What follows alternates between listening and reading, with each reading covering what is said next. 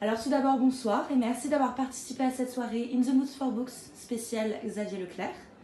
Donc pourriez-vous vous présenter, car il me semble que vous travaillez pour l'un des grands éditeurs de ce même auteur? Tout à fait, alors je m'appelle Kamali Yahya, je suis directeur international des éditions Gallimard. Et c'est à ce titre que j'ai été invité par Xavier, qui est un auteur, mais qui est aussi un ami. Et voilà, donc c'est une totale découverte pour moi. Donc comme vous l'avez dit, c'était votre première soirée In the Mood for Books. C'est ça. Qu'en avez-vous pensé? Écoutez, j'ai été agréablement surpris, je m'attendais à une discussion sans forcément avoir d'avis particulier, mais j'ai été très surpris par le caractère à la fois très intimiste et aussi passionnant de ces échanges. Et voilà, j'ai beaucoup aimé, vraiment. Super. Alors si vous devriez décrire cette soirée au travers de 3 adjectifs, lesquels seraient-ils?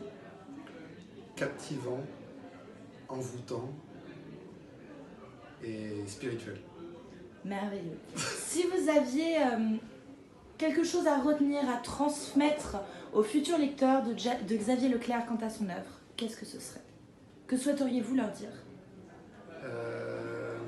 Que Xavier est un auteur absolument passionnant, qui écrit d'une manière à la fois simple mais très soutenue.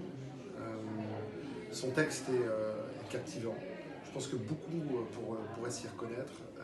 Il est question de famille, il est question de transmission, il est question de respect du pays dans lequel on émigre. Et moi, j'ai trouvé... il faut absolument lire Xavier. Xavier est un auteur en devenir et qui, demain, j'en suis sûr, se comptera parmi les meilleurs de nos auteurs français.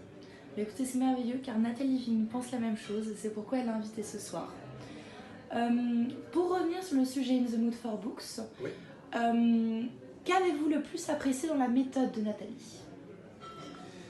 Alors, ce que j'ai beaucoup apprécié dans sa méthode, c'est la manière d'amener l'auteur à se libérer de certaines appréhensions.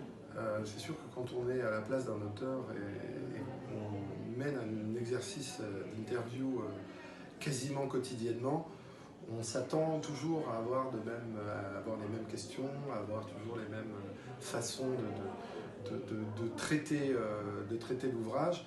J'ai trouvé qu'elle amenait l'auteur à se déshabiller au sens littéraire du terme, de manière assez fine,